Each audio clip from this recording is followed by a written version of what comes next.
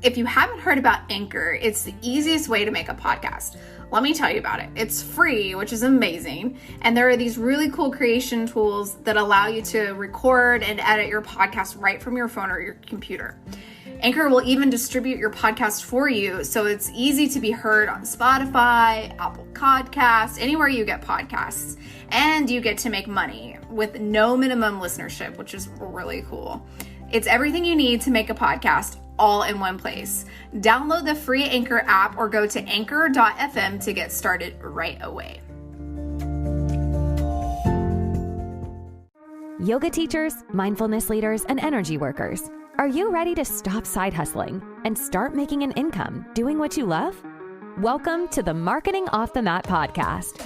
Each week, your host, Jessica Cross, dives into conversations with successful creatives in wellness, business, marketing, and more to uncover practical methods to take your business from A to B and have some fun along the way.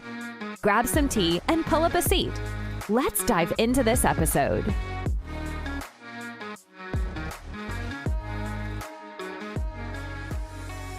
Welcome back to Marketing Off the Mat. It's Jessica, and I'm so glad that you're here and you're taking a moment to pop in your earbuds and listen to this episode because you're going to get so much out of it. So today we have the incredible Dagmar Spremberg on the show. Dagmar is a 500-hour ERYT and the founder of Montezuma Yoga in Costa Rica. She spent a lot of time on some detours in her professional career, but ended up finding herself in Costa Rica leading yoga. You are going to get so much out of this episode. She shares her journey, her story, and why she finds that it is so important for teachers to share their own unique story in their marketing and in their classes, because that is how we actually make a connection with our students. So let's take a listen. Hey, Dagmar, how are you? I'm great. Thank you. Good. I'm so glad that you're here. Thanks so much for your time. Well, thank you for inviting me. I love your podcast, so I'm honored to be here with you today. Oh, that's an honor in itself. So thank you so much. Well, so we got to hear a little bit about you in the intro, but I know that's just, the very tip of the iceberg. So tell us a little bit more about you and your career journey and how it brought you to today. All right. How am I going to make this long story short, right? So I grew up in Germany. And I remember when I was in Germany, that I always dreamed of like palm trees and sunshine, which I thought is also normal if you grew up in Germany where the weather is most of the time not so great. And, and my family was, a pretty normal middle class family. So I didn't have any exotic and living in Costa Rica or anything like that.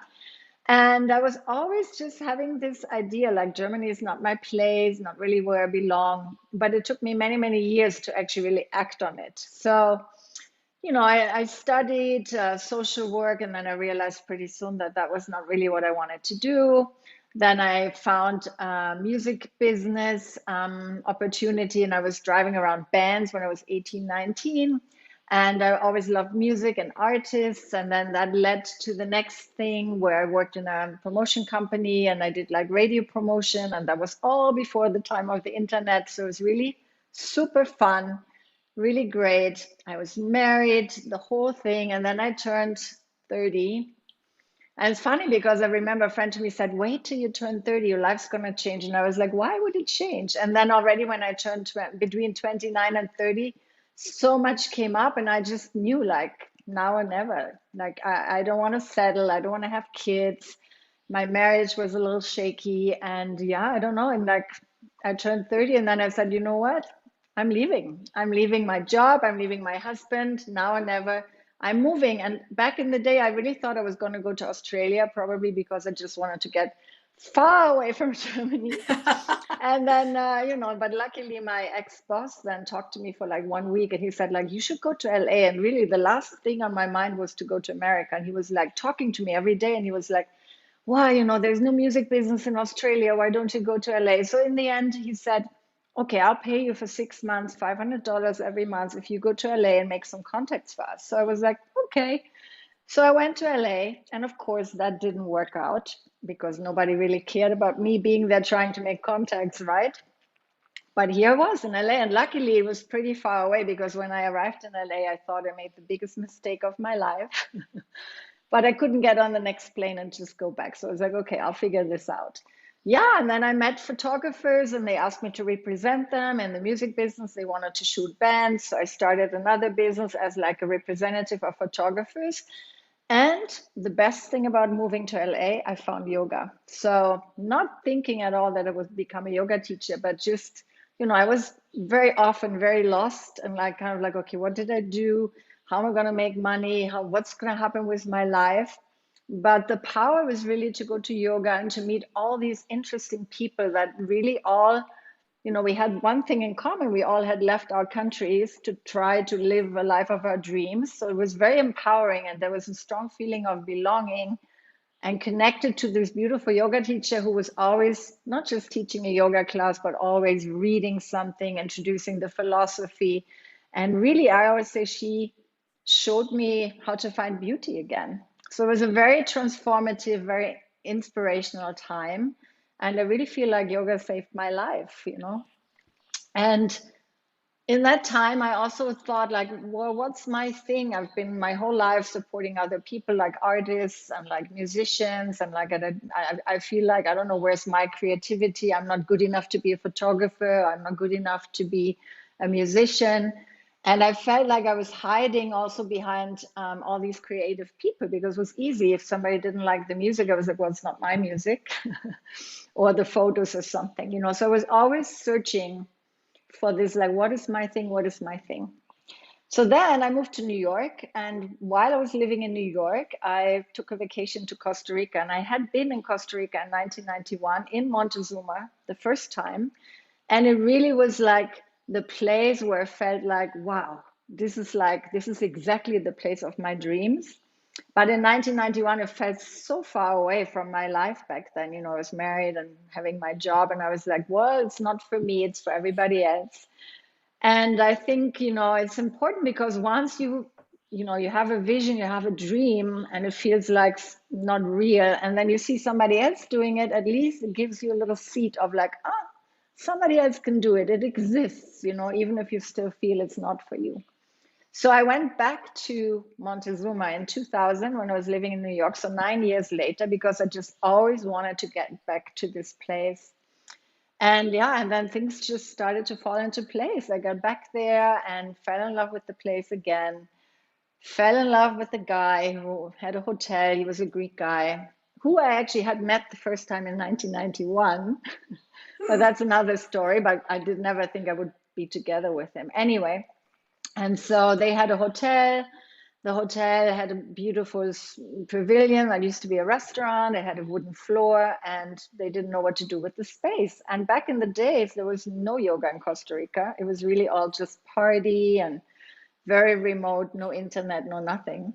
And so I thought, wow, if I would move here, like what would I miss the most? And I thought, well, of course, yoga, because yoga was my life, my passion in New York. I went to yoga every day or 5 times a week. And my teacher in New York was Elena Brower, who wasn't so big then yet. So I approached her and I said, I went to this place in Costa Rica. It's amazing. It's beautiful. Do you want to do a retreat? I'll organize it for you. And she said, yes. So, amazingly, again, from this background of like, supporting other people, promoting other people, I thought like, oh, I'll shift it from photographers and musicians to yoga teachers. Still not thinking that I would become a teacher. And then Elena came, and it was right after September 11 had happened when I basically went back to New York and lost everything. And I knew like, okay, now it's time to pack my bags and to jump in. I moved to Costa Rica. She came, she taught the retreat, and she said to me like, so what are you going to do? And I was like, I don't know, maybe I'll start a yoga business here and like bring teachers like you so that I can also keep my practice up. And then she said, you're going to be an amazing teacher. Here's the Anusara teacher training manual. Just study it and start teaching. And I was like, what, me? And then I did, because there was really no other option there, right? And I thought like, okay, I mean, I love yoga, why not? So I started with classes twice a week for free, and people liked it.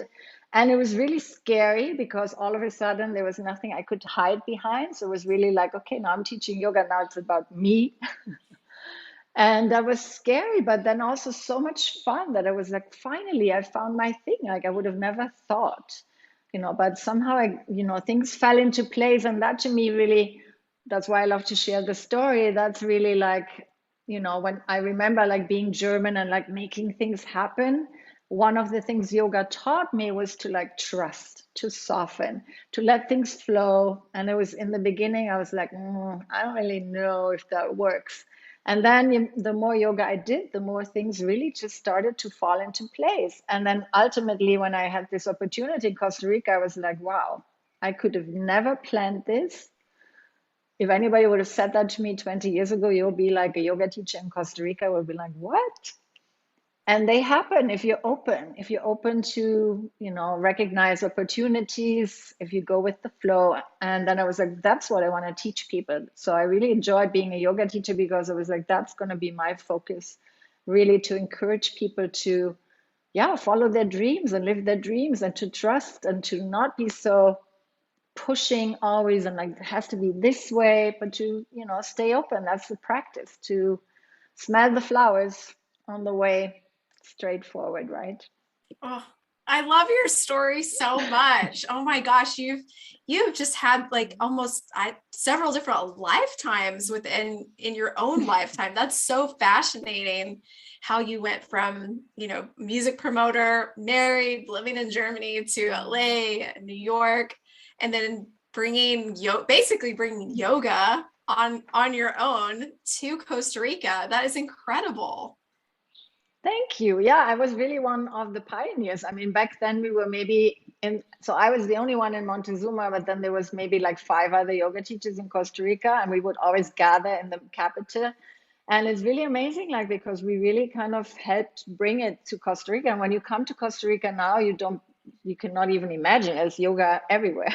Yeah. So it's amazing how it has changed. And I'm so happy it did change so much because it's just the more people, the better, right? Yes. And I love that mindset too.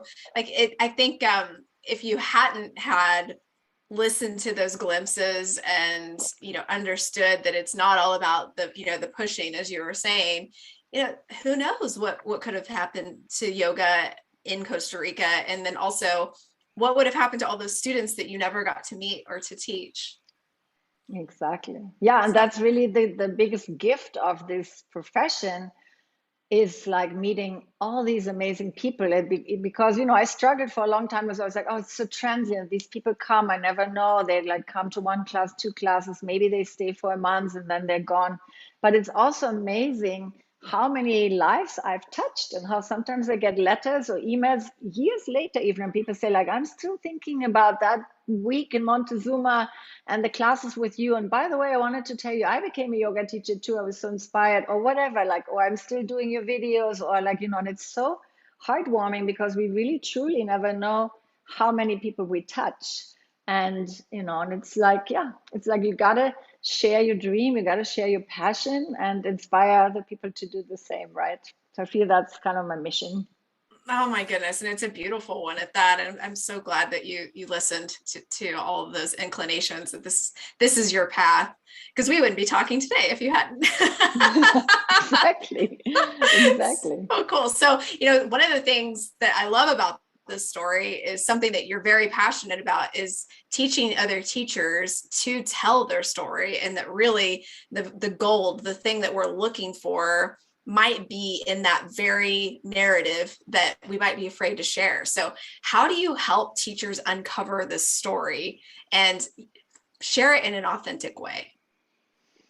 Yeah, well, I think it's important to know. I remember when I started teaching, the being afraid of like, I'm not good enough. I need to know it all. I need to know anatomy. I need to know philosophy. I need to like have beautiful quotes to share. And it was so stressful on me to just kind of feel like I need to serve everybody. Whoever needs to come to my class needs to be happy afterwards. And it's really incredible. It's like impossible. And, you have to let that go. And I see that in a lot of younger teachers, that there's this pressure of like, how am I going to like create something for everyone? And how we also like look so much like, I want to be like Elena Brower or like whoever else, and it's like, because we're so scared to just be ourselves. But then, like you said, me sharing my story, you find that inspiring. And we all have a story. We all have a story, for example, how yoga has changed our life, how yoga has been a part of a journey. And so you can start, if you're a new teacher, to really teach that, to teach like, okay, how has yoga impacted your life? And was it something that had to do with your body? Was it something why you love anatomy so much? Was it the philosophy? Is that an intellectual approach for you? Or is it just how you live your life integrating yoga? And for me, for the longest time, I struggled because I'm not really the anatomy specialist. I'm not really like, I cannot tell you all the Bhagavad Gita stories and all the philosophy. But for me, yoga has always been an energetic thing. And once I let go of this expectation, I was like, okay, I'm going to share how yoga has impacted my life. I'm going to share my story, and I want to help people to reconnect to their intuition. So there's a certain group of people that once, connects with that, and it connects with that because I share it. So I always say to new teachers, if you don't really share your path, your journey, what yoga has done to you, and you try to really stay on this like broad spectrum that yoga really is, you will attract all these different people, but we will always have the pressure of like trying to please them all. And so when you try to find, your story and the gold in your story, and you can find that by just writing down your story, writing down all those moments in your life that was really like, yeah, those important moments when like, oops, something shifted. I made a leap, I made a step. How did yoga help me with that? Then you kind of uncover the gold in your story and what kind of people maybe will be attracted to your story. And that's how you grow your community. And yes, maybe you will not reach the person that wants to learn more about anatomy, but that's okay because there's other teachers for that. And that's the beauty and the curse of yoga, that there's just such a variety. But yeah, I mean, I think that's my main tip I would give to new teachers, to really uncover their own story and not to be afraid to share it. Because if we're teaching at people, which happens, like, I remember my first class and I was like reading, texts from like the Bhagavad Gita. And it was really like, I'm reading at these people because I think that's what they want to hear. And hiding myself behind that was a different feeling also in teaching the class. And once you really teach from your heart and from your story and from your passion, it just flows. It just flows naturally. And it also shows you more authentic and more human, more vulnerable, which is also a way that people connect rather with you. I mean, who connects to these people that are like these perfect, glossy, I can do it all, I live the perfect life people? I mean, they're scary, right? I mean, I don't know. I find that a bit scary when I look through Instagram sometimes, and it's like, yeah, well, maybe other people connect to that, but I don't. And I can only share really my journey and what I connect with and how I can help people, to, yeah, inspire with their story. I believe, storytelling, it's a good journey. Yes. Oh, that's so generous. I love that. And, I can so relate to, scrolling through Instagram and seeing these beautiful shapes that people are making. And, to me, I'm like, well, that's very pretty, but I just don't connect. Like I'm like, well, tell me more about you, person making the shape. Tell me more about, like what does that do? What does that do for you? Or tell me the story about the first time you approached that and how scary it was. And then I'm like, oh, okay. So, there's a human behind the screen that I really want to connect with. So so let's say maybe you have an Instagram account, you're listening and you're like, I really just do share photos of myself in asana. Like how does someone kind of overcome this like idea that they need to be perfect or they don't really need to share that much of themselves? How do they overcome that and start sharing from a place of truth? Well, it depends what you're doing as a yoga teacher. I mean, if you have regular classes, you can start sharing more of yourself in like that space. If you don't want to do it on social media, you just start in your classes to maybe tell a little bit more of your story. Or if you run a retreat, if you run a retreat, you spend a week with people in a place, you got to be authentic. You got to share a little bit your personality. You cannot just perform beautiful poses. So that can be all encouraging. And because the thing is, once you start sharing from your heart, you will see how people respond to that. And that will, if that will give you the confidence and the trust that, oh, it's actually nice. Because also asking yourself, well, what are you connecting with in other people? Even if you love all these amazing people with the beautiful poses on Instagram, like, but what is behind it that you connect with? Why are you connecting with that? Is it their strength? Is it the grace behind that? Is it because they're beautiful locations and you like to travel? So, figuring out what is it that attracts you to that person, because there's always a story behind that. And how does that relate to your own story? Does that Yeah, make sense? no, it does. Yes, it totally does. And two, sometimes I talk to teachers, they're like, well, I don't really want to put out, you know, all of the, really vulnerable things that, because we all have things that are, very personal in our lives. And it's like, we're not asking you to share all of your dirty laundry. It could just be as simple as, as you're saying, you connect to this person because you love to travel and you're interested in the places that they've traveled and there's stories behind those trips. It can be it could be so much more simple than, just airing your dirty laundry for all of your students. That's a very good point, because I think it's a really fine line. But what I find is a good tool maybe for that is, like, I usually share those stories or those vulnerable moments when I'm kind of moved on from it, when I found a solution for it. So I'm not going to be on Instagram and be like, I'm really upset today because my boyfriend left me, whatever, la la la, but like when my studio closed, the moment that I found out that my studio closed after 20 years, I shared very little. I was just like, okay, I'm in, like, in a challenging place, and I made it positive. I made it like, okay, but it's part of the journey. We all have changes right now. We're all going through changes. I'm going through this, and I'll keep you posted how that goes. And once I felt like, okay, the grieving, or the main grieving, was kind of like done, I posted it from that point. I was like, I've just learned that actually I've been really sad about closing my studio, but these are the things that really helped me. And then I've told them that I put my favorite music on and I did a lot of movement, and that, whatever it was that I did. And I think that is a different way, instead of just throwing your stuff at them. I don't mean that at all. But it's like, I think we all need to reconnect to people that go through challenges. That's why we watch movies with superheroes, because we want, at the same time, we want to find the moment in the story where somebody found a solution to a problem.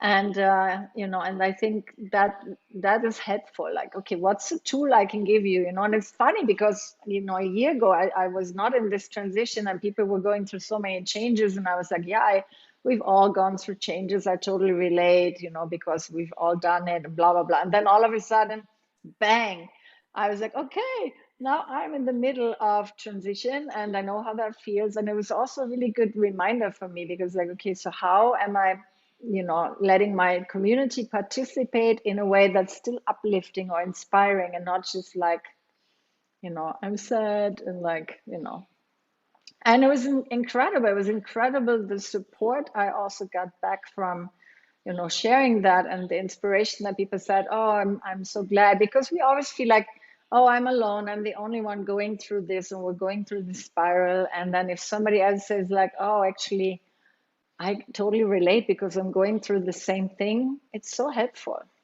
But it doesn't is. happen if you don't share, right? If you keep everything to yourself and you only show what you want to show, there's just no connection. There's, what are people what's the goal that somebody can take from your experience, Yeah, that's such good advice. I feel like, the Instagram age, it can feel very much like we're just looking at a highlight reel. And that's not what's going to build your connection with your students. It's these vulnerable moments that you've either gone past already, which is an amazing tip, or you're in it and you're like, this is happening right now. I'll keep you posted. And, you just kind of, you're processing without throwing, as you said, all of your stuff without solutions. Cause that's really not helpful for anyone, and kind of brings down the collective a bit. So that's such good advice. Thank you. Yeah, and the community also loves to see that they can help you. I remember because I teach online on Zoom 2, 3 times a week. And during the time that I was going through this change, I was very tempted to cancel my class. And I was like, no, no, no, because I was spiraling down too. And I would show up in my Zoom classes and I have this like beautiful, steady community. And I would just say, like, okay, today we're going to do a gentle practice because I'm having like a tough day. And I feel like I need some grounding, and hopefully you will like that too. And they were like so supportive of me. And like every time I taught my class, I felt better afterwards just for like showing up, because that's the same thing too. Even the moments I felt like just pulling the cover over my head, I was like, no, no, no, I'm going to show up. I have tools. And then moving myself and doing the practice and being there for others really helped me to move through my own stuff. So, I mean, how lucky we are to have such a really supportive community. I feel that's also really something about the yoga community that's just so part of it. We want to find beauty, we want to encourage each other, we want to lift each other up. So it's great. I mean, how blessed we are. It's true. It's true. I can't think of many other professions that have that unique quality to it, that we can kind of process the things that we all experience as humans, no matter what profession that we're in, and have people kind of back you up when you're feeling all the things that we feel as we're going through things like transition. It's so great.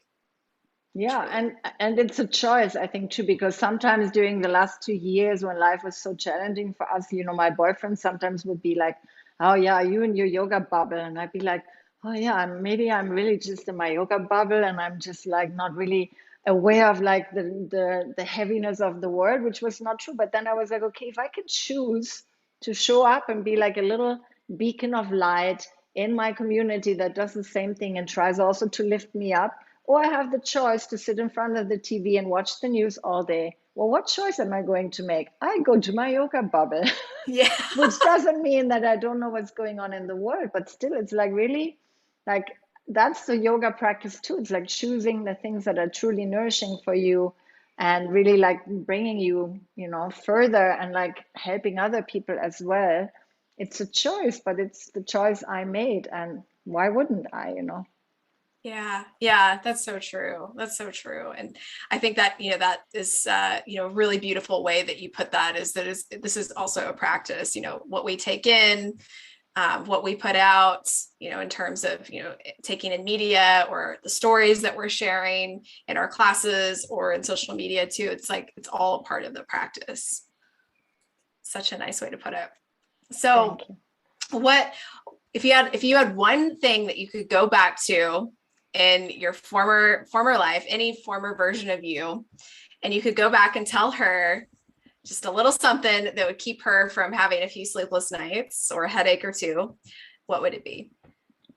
Trust your intuition. Really, I mean, those moments when I was like in my head and I was trying to figure things out and trying to control and have the idea, know everything. It's okay not to know. It's okay to be in this empty space that's not even empty. There's so much gold in that space too. And just trust yourself that like, and really remember also, okay, it's not the first time I'm having a challenging situation. What did I do last time when that happened or something similar happened? And kind of like knowing, okay, I can pick myself up because we've all gone through challenges in life. And also really not being afraid to ask for help, because really when I look back at those moments that were really, really tough in my life, I always had at least one or two people that really inspired me. And I would go to them and like, even, for relationships or something, be like, what's your secret? Like, what are you doing? I would just like not be afraid to ask them and just really try to learn and try to grow. And I worked with coaches sometimes in my life when I really felt like, okay, I'm just going in circles. I need somebody to just give me a different perspective.